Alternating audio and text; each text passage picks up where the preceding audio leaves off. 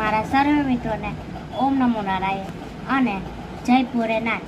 આજે હું તમને એક એવી વ્યક્તિ વિશે કહેવાનો છું જેને સ્વયં આપણા હિન્દુ ધર્મને એક નવું નામ આપ્યું છે, નવો રસ્તો બતાવ્યો છે।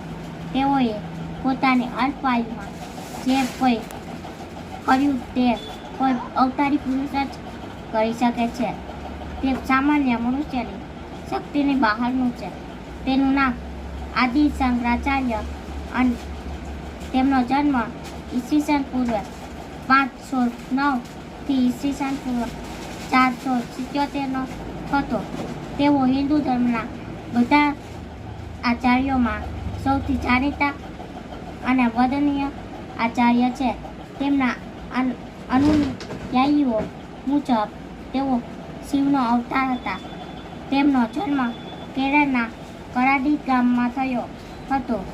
તેમના પિતાનું નામ શિવગુરુ અને માતાનું નામ અંબા હતું। હવેથી હું તમને શંકરાચાર્ય વિશે થોડી માહિતી કહીશ। જો તમને મારો વિડીયો ગમ્યો હોય તો વિડીયોને લાઈક, શેર અને સબસ્ક્રાઈબ કરજો।